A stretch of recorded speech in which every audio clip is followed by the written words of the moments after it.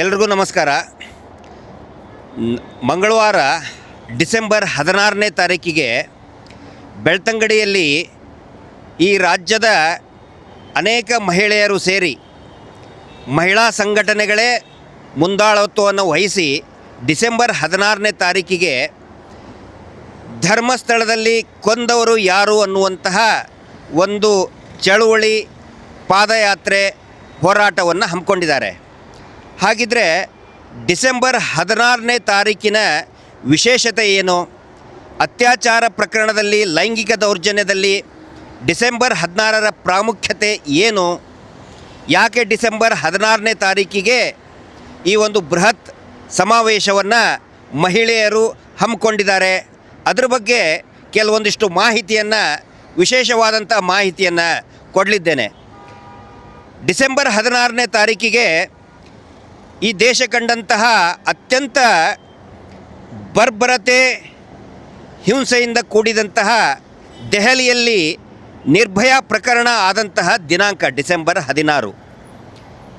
ಇವತ್ತು ನಾನು ದೆಹಲಿಯಲ್ಲಿ ಆದಂತಹ ಕ್ರೂರ ಹತ್ಯೆ ಮತ್ತು ಅತ್ಯಾಚಾರ ಪ್ರಕರಣ, ಗ್ಯಾಂಗ್ ರೇಪ್, ಮತ್ತು ಸರಿಸುಮಾರು ಅದೇ ಸಮಯದಲ್ಲಿ ನಡೆದಂತಹ ಕರ್ನಾಟಕದ ಧರ್ಮಸ್ಥಳದಲ್ಲಿ ನಡೆದಂತಹ ಸೌಜನ್ಯ ಅತ್ಯಾಚಾರ ಪ್ರಕರಣ, ಎರಡೂ ಪ್ರಕರಣದ ಒಂದು ತುಲನಾತ್ಮಕ ಅಧ್ಯಯನವನ್ನು, ಕಂಪೇರಿಟಿವ್ ಸ್ಟಡಿ, ಅದರ ಕೆಲವೊಂದಿಷ್ಟು ಪ್ರಮುಖ ಅಂಶಗಳನ್ನು ನಿಮ್ಮ ಮುಂದೆ ಹಂಚ್ಕೊಳ್ತಾ ಇದ್ದೀನಿ. ನಾನೀಗ ಬೆಂಗಳೂರಿನ ಸಮೀಪ ಇರುವಂತಹ ನೆಲಮಂಗಲದ ಶ್ರೀ ಆಂಜನೇಯ ದೇವಸ್ಥಾನದ ಮುಂದೆ, ನನ್ನ ಅತ್ಯಂತ ನಾನು ನಂಬಿದಂತಹ ಆಂಜನೇಯ ದೇವಸ್ಥಾನ ಇದು.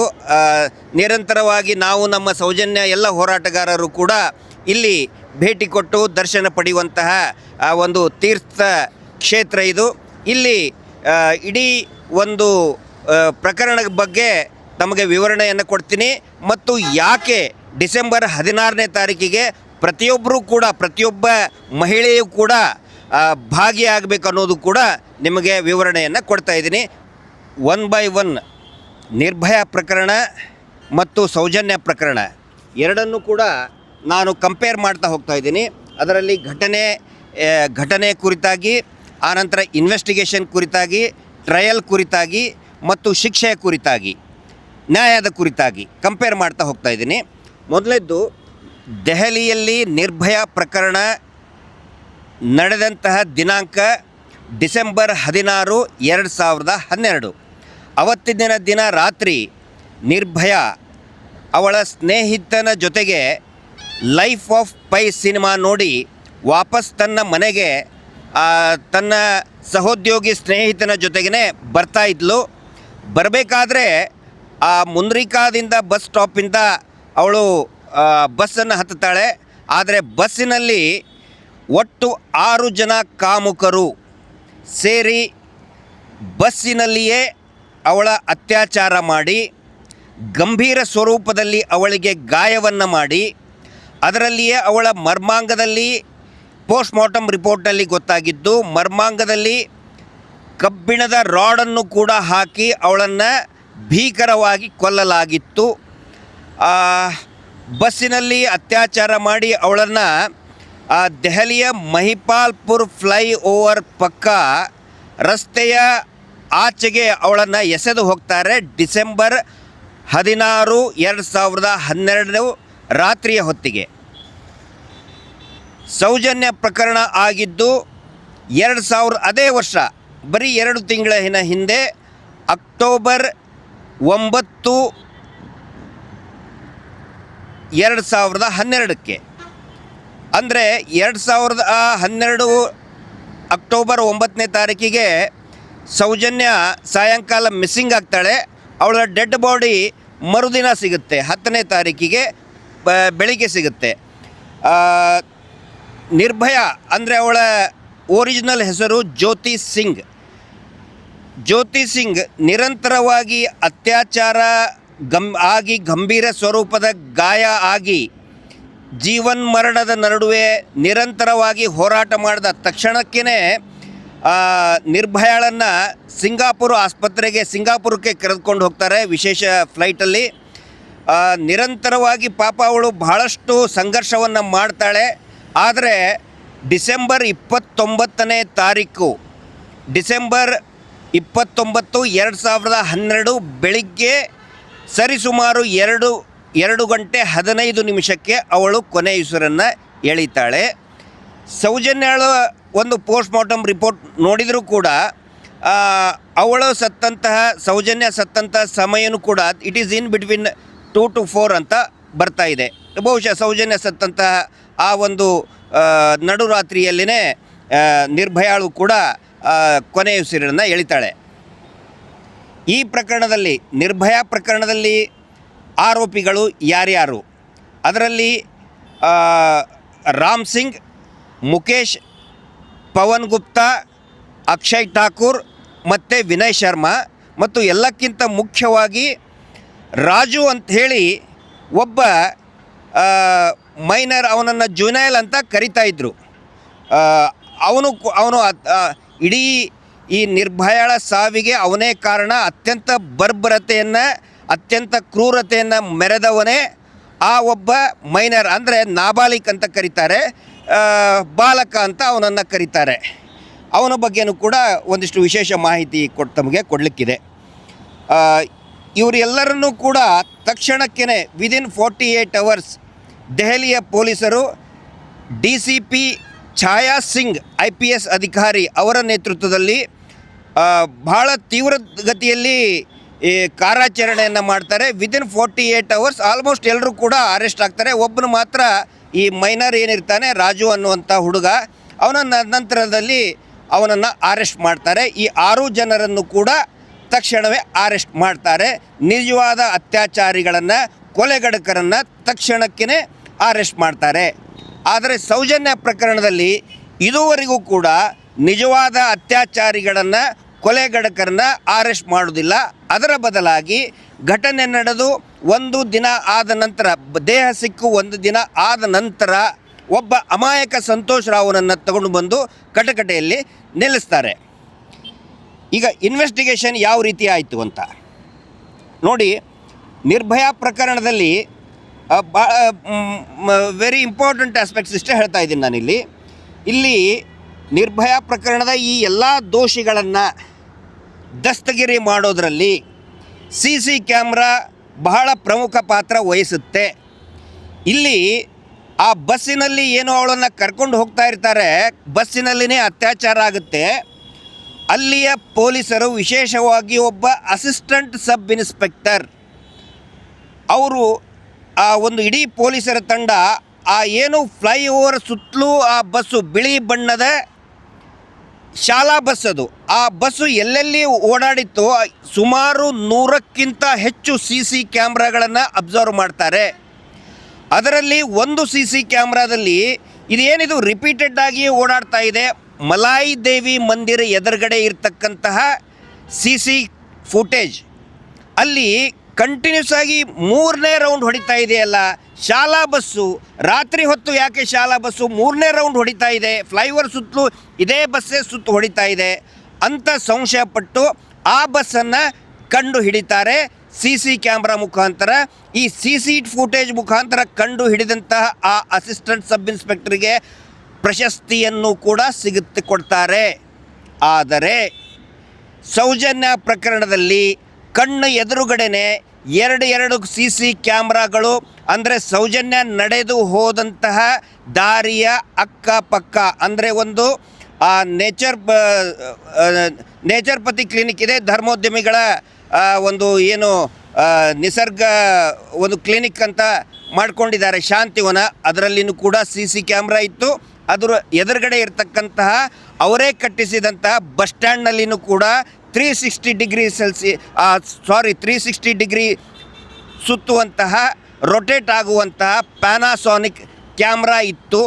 ಆದರೆ ಅದನ್ನು ಯಾರೂ ಕೂಡ ಪೊಲೀಸರು ನೋಡುವುದೇ ಇಲ್ಲ. ಪೊಲೀಸರು ನೋಡಿದರೂ ಕೂಡ ಅದರ ಆಧಾರದ ಮೇಲೆ ನಿಜವಾದ ಅತ್ಯಾಚಾರಿಗಳನ್ನು ಕಂಡು ಹಿಡಿಯೋದಿಲ್ಲ. ಇಲ್ಲಿ ದಕ್ಷ ಅಧಿಕಾರಿ IPS ಅಧಿಕಾರಿ ಛಾಯಾ ಸಿಂಗ್ ಮೇಡಮ್ ಅವರು ಈ CC ಕ್ಯಾಮ್ರಾಗಳನ್ನು ಹುಡುಕಿ ಅದಕ್ಕೆ ಒಂದು ಪ್ರೇರೇಪಣೆಯನ್ನು ಕೊಡ್ತಾರೆ. ಇಲ್ಲಿ ಅಭಿಷೇಕ್ ಗೋಯಲ್ ಅಂತುವಂತಹ ದ ಸೇಮ್ ರ್ಯಾಂಕ್, ಅದೇ ರ್ಯಾಂಕಿನ SP ಅಭಿಷೇಕ್ ಗೋಯಲ್ ಅವರು ಕಂಪ್ಲೀಟಾಗಿ ಅದನ್ನು ಇಗ್ನೋರ್ ಮಾಡ್ತಾರೆ ಸೌಜನ್ಯ ಪ್ರಕರಣದಲ್ಲಿ.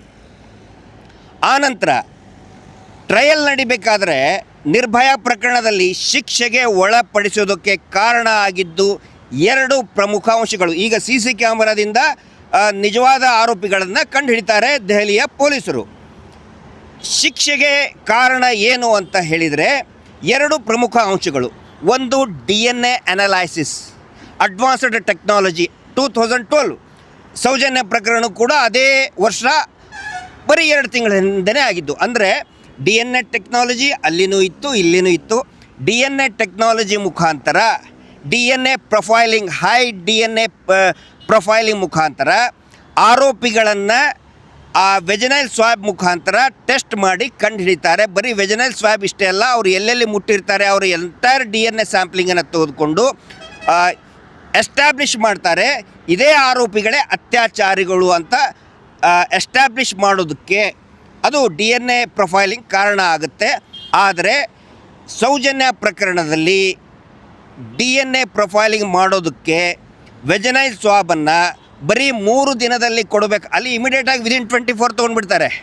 ಇಲ್ಲಿ 3 ದಿನದಲ್ಲಿ ಪಡೆಯಬೇಕಾಗಿದ್ದಂತಹ DNA ಪ್ರೊಫೈಲಿಂಗ್ನ ಸೋರ್ಸ್ ಆದಂತಹ ವೆಜನೈಲ್ ಸ್ವಾಬನ್ನು 13 ದಿನಗಳ ನಂತರ ಫಂಗಲ್ ಅಟ್ಯಾಕ್ ಆದ ನಂತರ ಬೇಕು ಅಂತಲೇ ಪೊಲೀಸ್ ಅಧಿಕಾರಿಗಳೇ ಅದನ್ನು ಹಾಳು ಮಾಡಿ 13 ದಿನ ಆದ ನಂತರ ಮಡಿವಾಳ FSL ಲ್ಯಾಬ್ಗೆ ಕಳಿಸ್ಕೊಡ್ತಾರೆ.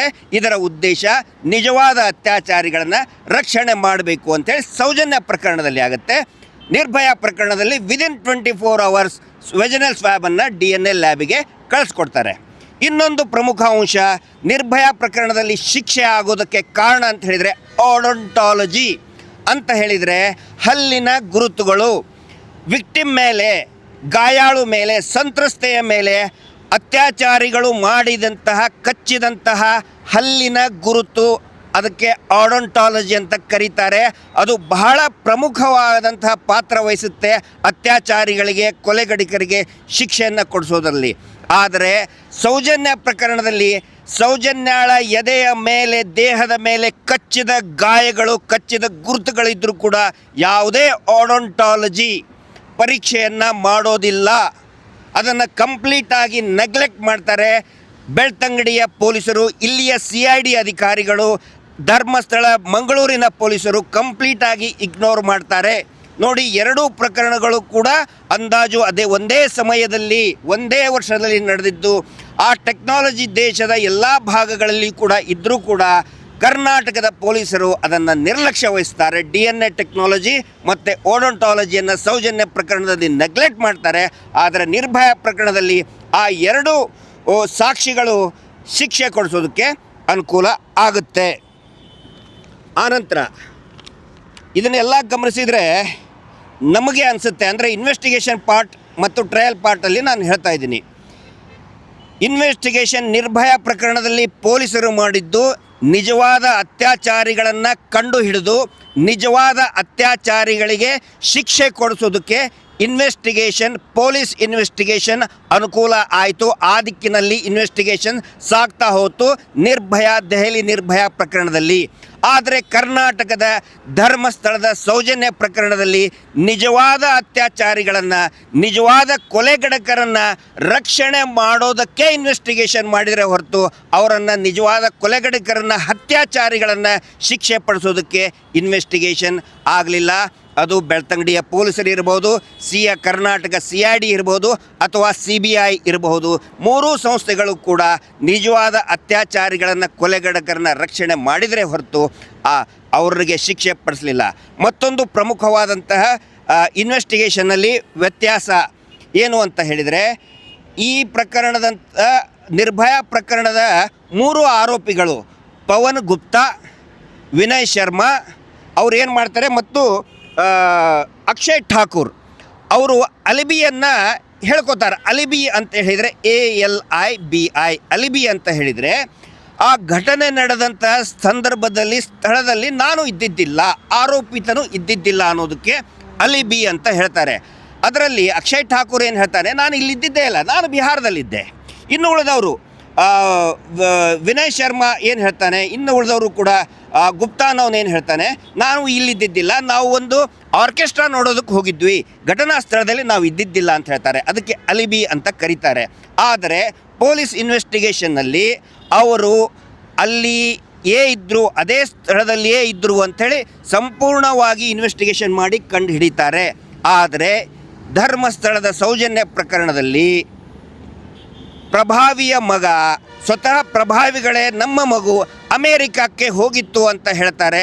ಆದರೆ ಅಮೇರಿಕಾದಲ್ಲಿಯೇ ಇದ್ದ ಅಂತ ಹೇಳಿ ಆರೋಪಿತ ಆಗಲಿ, ಆರೋಪಿತನ ಕುಟುಂಬ ಆಗಲಿ, ಅಥವಾ ಪೊಲೀಸರಾಗಲಿ, ಇನ್ವೆಸ್ಟಿಗೇಷನ್ ಮಾಡ್ತಕ್ಕಂಥ ಸಂಸ್ಥೆಗಳಾದಂಥ CID ಆಗಲಿ, CBI ಆಗಲಿ, ಅವನು ಅಮೇರಿಕಾದಲ್ಲಿಯೇ ಇದ್ದ ಅಂಥೇಳಿ ಇದುವರೆಗೂ ಕೂಡ ಯಾರೂ ಎಸ್ಟ್ಯಾಬ್ಲಿಷ್ ಮಾಡಲಿಲ್ಲ. ಇದು ಒಂದು ಬಹುಮುಖ್ಯವಾದಂತಹ ವ್ಯತ್ಯಾಸ. ಅಂದರೆ ಒನ್ಸ್ ಅಗೇನ್ ಇಲ್ಲಿ ಪ್ರೂವ್ ಆಗುತ್ತೆ, ನಿಜವಾದ ಅತ್ಯಾಚಾರಿಗಳನ್ನು ರಕ್ಷಣೆ ಮಾಡೋದಕ್ಕೆ ಸೌಜನ್ಯ ಪ್ರಕರಣದಲ್ಲಿ ತನಿಖೆ ಆಗಿದೆ. ನಿರ್ಭಯ ಪ್ರಕರಣದಲ್ಲಿ ನಿಜವಾದ ಅತ್ಯಾಚಾರಿಗಳಿಗೆ ಶಿಕ್ಷೆ ಕೊಡೋದಕ್ಕೆ ಅವರು ಪ್ರಯತ್ನವನ್ನು ಪಟ್ಟಿದ್ದಾರೆ. ಇದರಲ್ಲಿ ನಾವು ಗಮನಿಸಬೇಕಾಗಿದ್ದು ಏನು ಅಂತ ಹೇಳಿದರೆ, ಇಬ್ಬರು ಬಹಳ ಪ್ರಮುಖ ಪಾತ್ರವನ್ನು ವಹಿಸ್ತಾರೆ. ಒಂದು IPS ಅಧಿಕಾರಿ ಛಾಯಾ ಸಿಂಗ್ ಅವರು ಒಂದು ಇಂಟರ್ವ್ಯೂನಲ್ಲಿ ಹೇಳ್ತಾರೆ, ಆ ನಿರ್ಭಯ ಜ್ಯೋತಿ ಸಿಂಗ್ ಅವಳ ವಯಸ್ಸು ಮತ್ತು ನನ್ನ ಮಗಳ ವಯಸ್ಸು ಆಲ್ಮೋಸ್ಟ್ ಸೇಮ್ ಇದೆ. ಯಾವತ್ತಿಗೂ ಕೂಡ ನಾನು ಜ್ಯೋತಿ ಸಿಂಗ್ ಅವಳ ಮೃತದೇಹ ನೋಡಿದಾಗ ನನ್ನ ಮಗಳ ನೆನಪಾಗುತ್ತೆ. ನನ್ನ ಮಗಳು ಪ್ರತಿದಿನ ಕೇಳ್ತಾ ಇದ್ದಾಳೆ, ಏನಾಯಿತು, ಶಿಕ್ಷೆ ಕೊಡಿಸ್ತಿರೋ ಇಲ್ಲೋ ಅಂಥೇಳಿ ಅಂತ ಛಾಯಾ ಸಿಂಗ್ ಹೇಳ್ತಾರೆ. ಅಂದರೆ ಅವಳ ಆ IPS ಅಧಿಕಾರಿ, ಮಹಿಳಾ ಅಧಿಕಾರಿಯ ಮಗಳೇ ಸ್ಫೂರ್ತಿಯಾಗಿರ್ತಾಳೆ. ಮತ್ತು ಇನ್ನೊಬ್ಬರು ಯಾರು ಅಂತ ಹೇಳಿದರೆ, ಈ ಮರಣದಂಡನೆಯನ್ನು ಕೊಟ್ಟಂತಹ ಜಡ್ಜ್ ASJ ಯೋಗೀಶ್ ಖನ್ನಾ ಸಾಹೇಬರು, ದೆಹಲಿ ನ್ಯಾಯಾಲಯದ ಯೋಗೀಶ್ ಖನ್ನಾ ಸಾಹೇಬರು ಅವರು ಕೂಡ ಹೇಳ್ತಾರೆ. 53 ವರ್ಷದ ಯೋಗೀಶ್ ಖನ್ನಾ ಸಾಹೇಬರು ಒಂದು ಕಡೆ ಹೇಳ್ಕೊತಾರೆ, ನನ್ನ ಮಗಳು ಕೂಡ ಲಾ ಪ್ರಾಕ್ಟೀಸ್ ಮಾಡ್ತಾ ಇದ್ದಾಳೆ, ನನ್ನ ಮಗಳ ವಯಸ್ಸು ಕೂಡ ನಿರ್ಭಯಾಳ ವಯಸ್ಸಿನಷ್ಟೇ ಇದೆ, ನನ್ನ ಮಗಳು ಕೂಡ ಕೇಳ್ತಾ ಇದ್ದಾಳೆ, ಅಪ್ಪ ಶಿಕ್ಷೆ ಕೊಡ್ತೀಯಾ ಇಲ್ಲ ನೀನು ಅಂತ ಕೇಳ್ತಾ ಇದ್ದಾಳೆ. ಅದರ ಸಲುವಾಗಿ ನಾನು ಇಷ್ಟೊಂದು ಇದನ್ನು ಸ್ಫೂರ್ತಿಯಾಗಿ ತಗೊಂಡು ನಾನು ನಿರ್ಧಾರವನ್ನು ತೆಗೆದುಕೊಂಡೆ, ಈ ಕಾಮುಕರಿಗೆ ಶಿಕ್ಷೆ ಆಗಲೇಬೇಕು ಅಂಥೇಳಿ ಯೋಗೀಶ್ ಖನ್ನಾ ಅವರು ಕೂಡ ಒಂದು ಮಾತನ್ನು ಹೇಳ್ತಾ ಇದ್ದಾರೆ. ವಿಪರ್ಯಾಸ ನೋಡಿ, ನಮ್ಮ ಕರ್ನಾಟಕದ ಅಧಿಕಾರಿಗಳಿಗೆ ಆಗಲಿ, ಆ ಸಂದರ್ಭದಲ್ಲಿ ಇದ್ದಂಥ ಜಡ್ಜ್ಗಳಿಗಾಗಲಿ ಸೌಜನ್ಯ ನನ್ನ ಮಗಳ ಥರ ಇದ್ದಾಳೆ ಅಂತ ಯಾರಿಗೂ ಅನಿಸೋದಿಲ್ಲ. ತನಿಖಾಧಿಕಾರಿಯಾದಂತಹ ಯೋಗೇಶ್ ಅವರು ಇರಬಹುದು, ಭಾಸ್ಕರ್ ರೈ ಇರಬಹುದು, ಆನಂತರ IPS ಅಧಿಕಾರಿ ತನಿಖೆ ಮಾಡಿದಂಥ CID ಅಧಿಕಾರಿಗಳಿರ್ಬೋದು, ಆನಂತರ ಇದನ್ನು ನೆಗ್ಲೆಕ್ಟ್ ಮಾಡಿದಂಥ ಜಡ್ಜಸ್ಗಳಿಗಿರ್ಬೋದು, ಯಾರಿಗೂ ಕೂಡ ಸೌಜನ್ಯ ಥರದ ಮಗಳು ಕೂಡ ನನ್ನ ಮನೆಯಲ್ಲಿದ್ದಾರೆ ಅಂತ ಯಾರಿಗೂ ಅನಿಸೋದಿಲ್ಲ. This is the biggest comparison. ಆಮೇಲೆ this is the biggest tragedy of Soujanya case ಅಂತ ಹೇಳ್ಬೋದು. ಹಾಗಿದ್ರೆ ಇದರಲ್ಲಿ ಶಿಕ್ಷೆ ಏನೇನಾಯಿತು ಅಂಥೇಳಿ, ಇದರಲ್ಲಿ ರಾಮ್ ಸಿಂಗ್ ಅನ್ನುವಂಥ ಅವನು ಒಬ್ಬ ಡ್ರೈವರ್ ಆಗಿದ್ದ, ಆ ಬಸ್ಸಿನ ಡ್ರೈವರ್ ಆಗಿದ್ದ. ಅವನು ಜೈಲಿನಲ್ಲಿನೇ ಆತ್ಮಹತ್ಯೆ ಮಾಡ್ಕೊಳ್ತಾನೆ, ನೇಣು ಬಿದ್ದುಕೊಂಡು ಸಾವಿಗೆ ಶರಣಾಗ್ತಾನೆ. ಅದ್ರ ಬಗ್ಗೆನೂ ಸಾಕಷ್ಟು ಊಹಾಪೋಹ ಇದ್ದು, ಕೊಲೆ ಆಯಿತು ಅದು ಇದು ಅಂಥೇಳಿ, ಬಟ್ ಯಾವುದು ಕೂಡ ಅದನ್ನು ಕನ್ಸಿಡರ್ ಮಾಡೋದಿಲ್ಲ. ಅವನಿಗೆ ಶಿಕ್ಷೆ ಆಯಿತು ಅಂತಲೇ ತಿಳ್ಕೊತಾರೆ. ಉಳಿದಂತಹ 4 ಜನರಿಗೆ, ಅದರಲ್ಲಿ ಮುಖೇಶ್, ಪವನ್ ಗುಪ್ತಾ, ಅಕ್ಷಯ್ ಠಾಕೂರ್ ಮತ್ತು ವಿನಯ್ ಶರ್ಮಾ, ಈ 4 ಜನರಿಗೆ ಜಡ್ಜ್ ಯೋಗೀಶ್ ಖನ್ನಾ ಸಾಹೇಬರು ಮರಣದಂಡನೆಯನ್ನು ವಿಧಿಸ್ತಾರೆ. ಅವರಿಗೆ ಗಲ್ಲು ಶಿಕ್ಷೆ ಆಗುತ್ತೆ. ಆ ಸಂದರ್ಭದಲ್ಲಿನೂ ಕೂಡ ಈ ಅಕ್ಷಯ್ ಠಾಕೂರ್ ಮತ್ತು ವಿನಯ್ ಶರ್ಮಾ ಅವನ ಕುಟುಂಬಸ್ಥರು ಏನು ಒಂದು ಸ್ಟ್ರೈಕ್ ಮಾಡ್ತಾರೆ. ಅಂದರೆ ತಕ್ಷಣಕ್ಕೇ ಅದು ಗಲ್ಲು ಶಿಕ್ಷೆ ಆಗಲ್ಲ, ಅಪೀಲ್ಗೆ ಹೋಗ್ತಾರೆ, ಹೈಕೋರ್ಟಿಗೆ ಹೋಗ್ತಾರೆ, ಸುಪ್ರೀಂ ಕೋರ್ಟಿಗೆ ಹೋಗ್ತಾರೆ, ಅಲ್ಲೂ ಕೂಡ ಗಲ್ಲು ಶಿಕ್ಷೆನೇ ಜಾರಿಯಾಗುತ್ತೆ. ಅದಾದ ನಂತರ ರಾಷ್ಟ್ರಪತಿಗಳಿಗೂ ಕೂಡ ಕ್ಷಮಾದಾನ ಅರ್ಜಿಯನ್ನು ಹಾಕ್ತಾರೆ ಅತ್ಯಾಚಾರಿ ಕೊಲೆಗಡುಕರ ಪ್ಯಾರೆಂಟ್ಸು, ಕುಟುಂಬದವರು, ಅವರು ಪರಿವಾರದವರು. ಆವಾಗ ದೆಹಲಿಯಲ್ಲಿ ಇವರು ಒಂದು ಡ್ರಾಮಾ ಸ್ಟಾರ್ಟ್ ಮಾಡ್ತಾರೆ. ಏನಂತ ಹೇಳಿದರೆ, ಇವರಿಬ್ಬರು ಬ್ರಾಹ್ಮಣರ ಹತ್ಯೆ ಮಾಡಬಾರ್ದು, ಗಲ್ಲು ಶಿಕ್ಷೆ ಆಗಿದರೆ ಹತ್ಯೆ ಅಂತ ಆಗುತ್ತೆ. ರಾಷ್ಟ್ರಪತಿಗಳಿಗೆ ಆವಾಗ ರಮಾನಾಥ್ ಕೋವಿಂದ್ ಅವರು ರಾಷ್ಟ್ರಪತಿಗಳಿರ್ತಾರೆ. ನೋಡಿ, ನೀವು ಹಿಂದುಳಿದ ವರ್ಗದವರು, ನೀವು ಬ್ಯಾಕ್ವರ್ಡ್ ಕ್ಲಾಸ್ನವರು, ನೀವು ಗಲ್ಲು ಶಿಕ್ಷೆಯನ್ನು ಘೋಷಣೆ ಮಾಡಿಬಿಟ್ರೆ ರಾಷ್ಟ್ರಪತಿಗಳೇ, ನೀವು ಬ್ರಾಹ್ಮಣರ ಹತ್ಯಾ ದೋಷ ನಿಮಗೆ ಬರುತ್ತೆ ಅಂತೇಳಿ ಒಂದು ಸ್ಟ್ರೈಕ್ ಮಾಡ್ತಾರೆ, ಪ್ರೊಟೆಸ್ಟ್ ಮಾಡ್ತಾರೆ. ಅವ್ರ ಜೊತೆಗೆ ಒಂದಿಷ್ಟು ಪುರೋಹಿತರು ಸೇರಿಕೊಂಡು ಆ ನಾಟಕ ಮಾಡ್ತಾರೆ. ಈಗ ಮಾಡ್ತಾ ಇದ್ದಾರಲ್ಲ, ಧರ್ಮಸ್ಥಳದಲ್ಲಿ ಬಂದು ಒಂದಿಷ್ಟು ಜನ ಪುರೋಹಿತರನ್ನು ಕರೆಸಿ ನಮಗೆಲ್ಲ ಬಯಸ್ತಾ ಇದ್ದಾರಲ್ಲ, ಆ ಥರ ಆ ಡ್ರಾಮಾ ಅಲ್ಲೂ ಮಾಡ್ತಾರೆ. ಆದರೆ ರಾಷ್ಟ್ರಪತಿಗಳು ನಿರ್ಧಾರ ತಗೊಳ್ತಾರೆ, ಇದು ಯಾವ ಕಾರಣಕ್ಕೂ ಕೂಡ ನನ್ನ ನಿರ್ಧಾರವನ್ನು ನಾನು ಹಿಂದೆ ತೆಗೆದುಕೊಳ್ಳುವುದಿಲ್ಲ ಅಂತೇಳಿ ರಮಾನಾಥ್ ಕೋವಿಂದ್ ರಾಷ್ಟ್ರಪತಿಗಳು ಆ ದಿಟ್ಟ ನಿಲುವನ್ನು ತಗೊಳ್ತಾರೆ. ಹೀಗಾಗಿ ಆ 4 ಜನರಿಗೂ ಕೂಡ ಗಲ್ಲು ಶಿಕ್ಷೆ ಜಾರಿಯಾಗುತ್ತೆ. ಒಬ್ಬನು ರಾಮ್ ಸಿಂಗ್ ಜೈಲಿನಲ್ಲಿನೇ ಅವನು ಸತ್ತಿರ್ತಾನೆ. ಆನಂತರ ಇನ್ನೊಬ್ಬ ಆರೋಪಿ ನಾಬಾಲಿಕ್, ಬಾಲಕ ಅಂತ ಏನು ಕರಿತಾ ಇದ್ದಾರೆ, ಮೈನರ್ ರಾಜು ಅಂತ, ಅವನು ಮುಸ್ಲಿಂ ಸಮುದಾಯದವನು. ಇಲ್ಲಿ ಏನಾಗುತ್ತೆ, ಈ ಸೌಜನ್ಯ ಪ್ರಕರಣ ಯಾವ ರೀತಿ ಜನಾಂದೋಲನ ಪಡೆದುಕೊಂಡಿದೆ ದೆಹಲಿಯಲ್ಲಿ ಕೂಡ ಮತ್ತು ಇಡೀ ರಾಷ್ಟ್ರಾದ್ಯಂತ ನಿರ್ಭಯಳಿಗೆ ನ್ಯಾಯ ಸಿಗಬೇಕು ಅಂಥೇಳಿ ಒಂದು ಜನಾಂದೋಲನ ದೊಡ್ಡ ಮಟ್ಟದಲ್ಲಿ ಶುರು ಆಗುತ್ತೆ. ಆ ಜನಾಂದೋಲನ ಹಿಂದೂ ಮುಸ್ಲಿಂ ಅಂತ ಡಿವೈಡ್ ಆಗಿರೋದಿಲ್ಲ. ಅತ್ಯಾಚಾರ ಕೊಲೆ ಮಾಡಿದವರು ಎಲ್ಲ ಸಮುದಾಯದವರು, ಎಲ್ಲ ಧರ್ಮದವರು ಸೇರಿ ಅತ್ಯಾಚಾರ ಕೊಲೆ ಮಾಡಿರ್ತಾರೆ. ಹೀಗಾಗಿ ಹಿಂದೂ, ಮುಸಲ್ಮಾನರು, ಕ್ರಿಶ್ಚಿಯನ್ರು, ಎಲ್ಲರೂ, ಸಿಖ್ರು ಎಲ್ಲರೂ ಸೇರಿ ಜನಸಾಮಾನ್ಯರು ಹೋರಾಟವನ್ನು ಮಾಡಿರ್ತಾರೆ. ಆದರೆ ಅವನು ನಾಬಾಲಿಕ್ ಅಂತ ಹೇಳಿ ಅವನು ಅರೆಸ್ಟ್ ಆದರೂ ಕೂಡ 3 ವರ್ಷ ಅವನಿಗೆ ಜುವೆನೈಲ್ ಜಸ್ಟಿಸ್ ಬೋರ್ಡ್ನಲ್ಲಿ ಇಟ್ಟು ಅವನಿಗೆ ಬೇರೆ ಬೇರೆ ಟ್ರೈನಿಂಗ್ ಕೊಟ್ಟು ಅವನು ಬಿಡುಗಡೆ ಆಗ್ತಾನೆ. ದೆಹಲಿಯ ಸರ್ಕಾರ ಮತ್ತು ಇಡೀ ದೇಶದ ಇಂಟೆಲಿಜೆನ್ಸ್ ಡಿಪಾರ್ಟ್ಮೆಂಟ್ ಎಲ್ಲರೂ ಕೂಡ ಏನು ಒಂದು ತಪ್ಪು ಮಾಡ್ತಾರೆ, ಅದರಲ್ಲಿ ಅವನ ಗುರುತು ಸಾರ್ವಜನಿಕರಿಗೆ ಗೊತ್ತಾಗೋದಕ್ಕೆ ಬಿಡಲ್ಲ. ಯಾಕಂತ ಹೇಳಿದರೆ ನಿರ್ಭಯ ಸಾಯೋದಕ್ಕೆ, ಆನಂತರ ನಿರ್ಭಯಳನ್ನು ಬಸ್ಸಿನಲ್ಲಿ ಹತ್ಸೋದಕ್ಕೂ ಕೂಡ ದೀದಿ ಬಾ, ಬಸ್ಸಿಗೆ ನೀನು ಬಾ ಅಂತ ದೀದಿ ಅಂತ ಕರೆದಿರ್ತಾನೆ ಅವನು. ಅವಳಿಗೆ, ಯಾರಿಗೆ? ಜ್ಯೋತಿ ಸಿಂಗ್, ನಿರ್ಭಯಳಿಗೆ ಅವನೇ ಕುಂದಿಸಿರ್ತಾನೆ. ಮತ್ತು ಮರ್ಮಾಂಗದಲ್ಲಿ ರಾಡ್ ಹಾಕಿ ಅತ್ಯಂತ ಗಂಭೀರ ಗಾಯ ಮಾಡಿದವನು ಅದೇ ಹುಡುಗ, ಅವನೇ ಮಾಡಿದ್ದು. ಆದರೆ ಅವನಿಗೆ ಶಿಕ್ಷೆ ಆಗೋದಿಲ್ಲ. ಹೀಗಾಗಿ 4 ಜನರಿಗೆ ಗಲ್ಲು ಶಿಕ್ಷೆ ಆಗಿ ಒಬ್ಬನು ಸತ್ತು ಹೋದರೂ ಕೂಡ ಇವತ್ತಿಗೂ ಕೂಡ ನಿರ್ಭಯಾಳಿಗೂ ಕೂಡ ಸಂಪೂರ್ಣವಾದಂತಹ ನ್ಯಾಯ ಸಿಗಲಿಲ್ಲ. ಇದನ್ನು ನಿರ್ಭಯಾಳ ತಾಯಿಯಾದಂತಹ ಆಶಾದೇವಿಯವರು ಕೂಡ ಹೇಳಿದ್ದಾರೆ, ಆ ನಾಬಾಲಿಕನಿಗೆ ಶಿಕ್ಷೆ ಆಗದೆ ನನ್ನ ಮಗಳಿಗೆ ನ್ಯಾಯ ಸಿಕ್ಕಂಗೆ ಆಗೋದಿಲ್ಲ ಅಂಥೇಳಿ. ಆದರೆ ಈ ದೇಶದ ನ್ಯಾಯದ ವ್ಯವಸ್ಥೆ ಅವನು ಯಾರು ಅಂತ ಗೊತ್ತಾಗೋಕ್ಕೆ ಬಿಡಲಿಲ್ಲ. ಆದರೆ ಅವನ ಬಗ್ಗೆ ಸಂಪೂರ್ಣ ಮಾಹಿತಿ ನಮ್ಮ ಹತ್ರ ಇದೆ. ಸಮಯ ಸಂದರ್ಭ ಬಂದಾಗ ಸೌಜನ್ಯ ಹೋರಾಟದ ಜಯ ಸಿಕ್ಕ ತಕ್ಷಣವೇ ಆ ವ್ಯಕ್ತಿಯ ಗುರುತು ಪತ್ತೆಯ ಎಲ್ಲವನ್ನು ಕೂಡ ನಾನು ಸಾರ್ವಜನಿಕವಾಗಿ ಹೇಳ್ತಿದ್ದೇನೆ. ಸ್ವಲ್ಪ ದಿನ ತಾವೆಲ್ಲರೂ ಕೂಡ ಕಾಯಿರಿ. ಇದರಲ್ಲಿ ನೋಡಿ, ಇನ್ನೊಂದು ಬಹುಮುಖ್ಯವಾದಂತಹ ತುಲನೆ ಅಂತ ಹೇಳಿದರೆ, ನಿರ್ಭಯ ಪ್ರಕರಣದಲ್ಲಿ ಎಲ್ಲೂ ಕೂಡ ಯಾವುದೇ ದೇವಸ್ಥಾನ, ದೇವರು, ಧರ್ಮ ಹೋರಾಟಕ್ಕೆ ಅಡ್ಡಿಪಡಿಸಲಿಲ್ಲ. ನಿರ್ಭಯ ಪ್ರಕರಣದ ಆರೋಪಿಗಳು, ಅತ್ಯಾಚಾರಿಗಳು ಪ್ರಭಾವಿ ಮನೆತನದ ಮಕ್ಕಳಾಗಿರಲಿಲ್ಲ. ಆದರೆ ಸೌಜನ್ಯ ಪ್ರಕರಣದಲ್ಲಿ ಹೋರಾಟ ಮಾಡೋಕ್ಕೆ ಸ್ಟಾರ್ಟ್ ಮಾಡಿದರೆ, ಪ್ರಶ್ನೆಗಳನ್ನು ಮಾಡಿದರೆ, ಅತ್ಯಾಚಾರಿ ಕೊಲೆಗಡಕರು ಕೊಂದವರು ಯಾರು ಅಂತ ಪ್ರಶ್ನೆ ಮಾಡಿದರೆ ದೇವಸ್ಥಾನವನ್ನೇ ನಡುವೆ ತರ್ತಾ ಇದ್ದಾರೆ ಪ್ರಭಾವಿಗಳು. ನಿರ್ಭಯ ಪ್ರಕರಣದಲ್ಲಿ ಎಲ್ಲ ಮಾಧ್ಯಮಗಳು ಒಗ್ಗಟ್ಟಾಗಿ ನ್ಯಾಯ ಸಿಗಬೇಕು ಅಂತ ಆಗ್ರಹ ಮಾಡಿದ್ರು. ಆದರೆ ಕರ್ನಾಟಕದಲ್ಲಿ ಇಲ್ಲಿಯ ಮಾಧ್ಯಮಗಳು ಪ್ರಭಾವಿ ಅತ್ಯಾಚಾರಿ ಕೊಲೆಗಡ ಕುಟುಂಬಕ್ಕೆ ಸೋಲ್ಡ್ ಔಟ್ ಮಾರ್ಕೊಂಡು ಬಿಟ್ಟಿದ್ದಾರೆ. ಆದರೆ ದೈವಿ ಶಕ್ತಿಯಾಗಿ ಯೂಟ್ಯೂಬ್ಗರ್ಗಳು ಮತ್ತು ಅನೇಕ ಸಾಮಾಜಿಕ ಜಾಲತಾಣದ ಜನಸಾಮಾನ್ಯರು ಈ ಹೋರಾಟದ ಶಕ್ತಿಯಾಗಿ, ಯೂಟ್ಯೂಬರ್ಗಳು ಮತ್ತು ಸಾಮಾಜಿಕ ಜಾಲತಾಣ, ಸೋಷಿಯಲ್ ಮೀಡಿಯಾ ಈ ಹೋರಾಟಕ್ಕೆ ಆಧಾರ ಸ್ತಂಭವಾಗಿ ನಿಂತ್ಕೊಂಡಿದೆ. ಆದರೆ ನಿರ್ಭಯ ಪ್ರಕರಣದಲ್ಲಿ ಯಾವ ರೀತಿ ಮೇನ್ ಸ್ಟ್ರೀಮ್ ಮೀಡಿಯಾಗಳು ಮುಂದೆ ಬಂದು ಮಾತಾಡಿದ್ದು, ಇಲ್ಲಿಯ ಮೇನ್ ಸ್ಟ್ರೀಮ್ ಮಾಧ್ಯಮಗಳು ಅತ್ಯಾಚಾರಿಗಳ ಮೀಡಿಯಾ ಅನ್ನೋದು ಅತ್ಯಾಚಾರಿಗಳ ಮೀಡಿಯೇಟರ್ ಆಗಿಬಿಟ್ಟು, ಹೀಗಾಗಿ ಅವತ್ತು ನಿರ್ಭಯ ಪ್ರಕರಣ ಇಡೀ ದೇಶ ಅಲ್ಲ, ಇಡೀ ಜಗತ್ತನ್ನೇ ಒಂದು ಕ್ಷಣ ಬಡಿದೆಬ್ಬಿಸಿದು.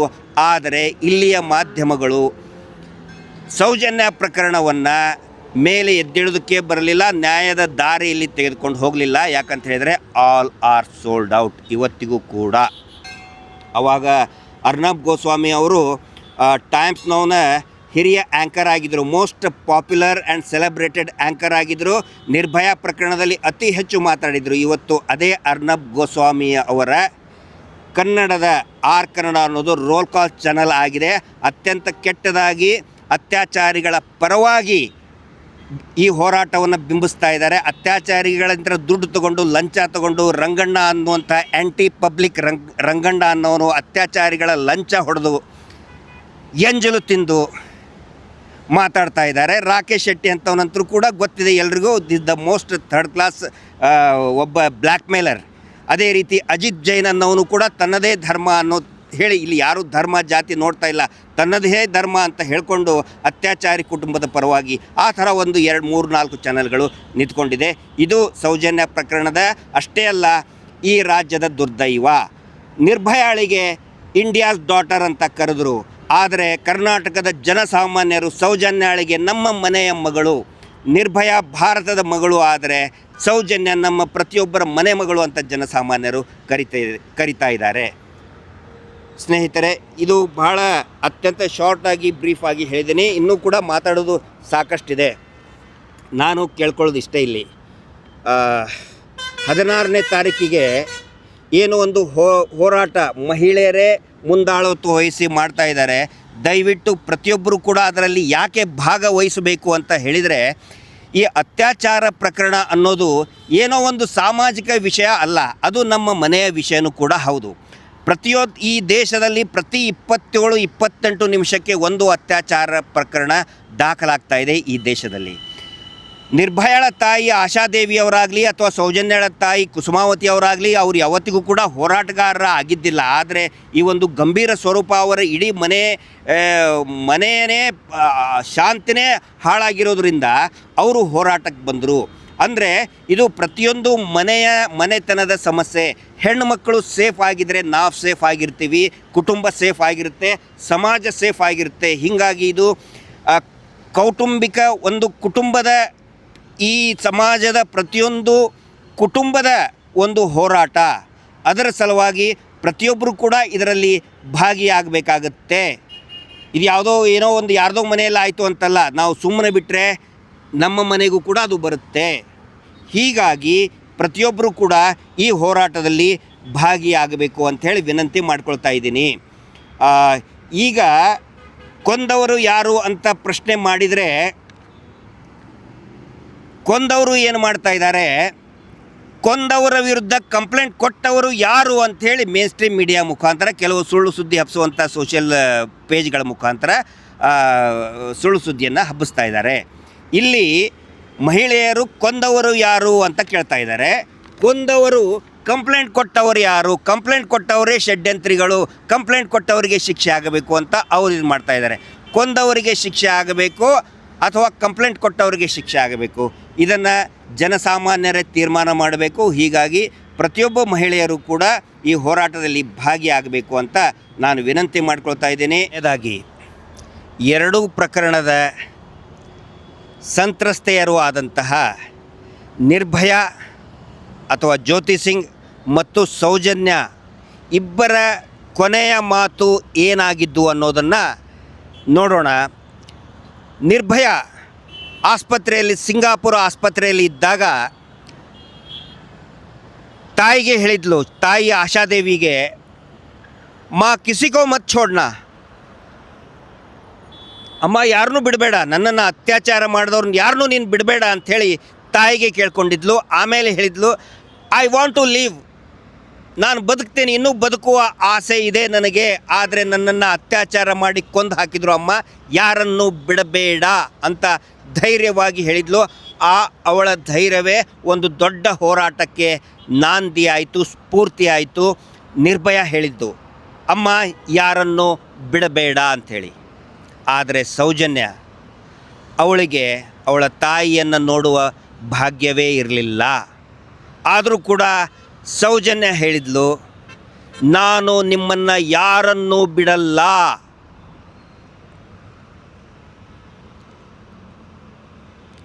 ಇದು ಸೌಜನ್ಯ ಹೇಳಿದ್ದು.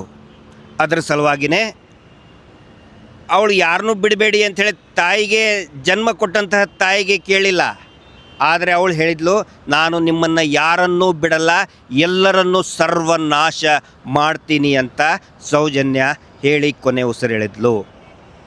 ಅದಕ್ಕಾಗಿಯೇ ಈ ಸೌಜನ್ಯ ಹೋರಾಟ ಇಷ್ಟು ದೊಡ್ಡ ಮಟ್ಟದಲ್ಲಿ ಈ ಸುಳ್ಳಿನ ಸಾಮ್ರಾಜ್ಯ, ಅತ್ಯಾಚಾರಿಗಳ ಸಾಮ್ರಾಜ್ಯ, ದೈತ್ಯರ ಸಾಮ್ರಾಜ್ಯವನ್ನು ಸರ್ವನಾಶ ಮಾಡೋದ್ರ ಸಲುವಾಗಿ ಈ ಹೋರಾಟ ಇಷ್ಟು ದೊಡ್ಡ ಮಟ್ಟದಲ್ಲಿ ಪ್ರಾರಂಭ ಆಗಿದೆ. ಇಲ್ಲಿ ಸೌಜನ್ಯ ಶಕ್ತಿ ಅನ್ನೋದು ದೈವಿ ಸ್ವರೂಪಿ ಅಷ್ಟೇ ಅಲ್ಲ, ಜನಸ್ವರೂಪಿಯಾಗಿ ಇವತ್ತು ಹೊರಹೊಮ್ತಾ ಇದೆ. ಜನಸಾಮಾನ್ಯರೇ ಸೌಜನ್ಯಳ ಶಕ್ತಿ. ಹೀಗಾಗಿ ಪ್ರತಿಯೊಬ್ಬ ಜನಸಾಮಾನ್ಯರು ಕೂಡ ಪ್ರಭಾವಿಗಳ ಜೊತೆಗೆ ನಿಂತ್ಕೊಳ್ತಾ ಇದ್ದಾರೆ. ಪ್ರಭಾವಿ ರಾಜಕಾರಣಿಗಳು, ಪ್ರಭಾವಿ ಮಾಧ್ಯಮದವರು, ಪ್ರಭಾವಿ ಉದ್ಯೋಗ ಬಿಸ್ನೆಸ್ ಮ್ಯಾನ್ಗಳು, ಪ್ರಭಾವಿ ಕುಟುಂಬ ಧರ್ಮಸ್ಥಳ ಪ್ರಭಾವಿ ಕುಟುಂಬದ ಜೊತೆಗೆ ನಿಂತ್ಕೊಳ್ತಾ ಇದ್ದಾರೆ. ಆದರೆ ಜನಸಾಮಾನ್ಯರು ಜನಸ್ವರೂಪಿಯಾಗಿ ಸೌಜನ್ಯ ಹೋರಾಟದಲ್ಲಿ ಭಾಗಿಯಾಗ್ತಾ ಇದ್ದಾರೆ, ಕಾಣಿಸ್ಕೊಳ್ತಾ ಇದ್ದಾರೆ. ಹೀಗಾಗಿ ಎಲ್ಲ ಜನಸಾಮಾನ್ಯರು ಕೂಡ, ಸಾಮಾನ್ಯ ಮಹಿಳೆಯರು ಕೂಡ ಈ ಹೋರಾಟದಲ್ಲಿ ಬನ್ನಿ ಅಂತ ನಾನು ವಿನಂತಿ ಮಾಡ್ಕೊಳ್ತಾ ಇದ್ದೇನೆ. ಜೊತೆಗೆ ಆರಾಧ್ಯ ದೈವ ಆಂಜನೇಯ ಸ್ವಾಮಿಯೂ ಕೂಡ ಈ ಹೋರಾಟಕ್ಕೆ ಹೆಚ್ಚಿನ ಶಕ್ತಿ, ಧೈರ್ಯ ಮತ್ತು ನ್ಯಾಯದ ಯಶಸ್ಸನ್ನು ಕೊಡಲಿ. ಮಹೇಶ್ ಶೆಟ್ಟಿ ತಿಮರೋಡಿ ಅವರು ಎತ್ತಿದಂಥ ಧ್ವನಿಗೆ ನ್ಯಾಯ ಸಿಗಲಿ.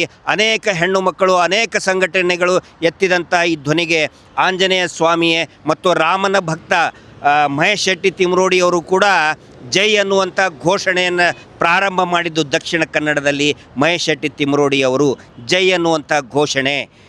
ಹೀಗಾಗಿ ಆಂಜನೇಯ ಸ್ವಾಮಿಯು ಕೂಡ ಇದಕ್ಕೆ ಒಂದು ಶಕ್ತಿಯನ್ನು ಕೊಡಲಿ. ಮನೋಜವಂ ಮಾರುತ ತುಲ್ಯ ವೇಗಂ ಜಿತೇಂದ್ರಿಯಂ ಬುದ್ಧಿಮತಾಂ ವರಿಷ್ಠಾಂ ವಾತಾತ್ಮಜಂ ವಾನರಯೂಧ ಮುಖ್ಯಂ ಶ್ರೀರಾಮದೂತಂ ಶಿರಸಾಂ ನಮಾಮಿ. Justice for Soujanya.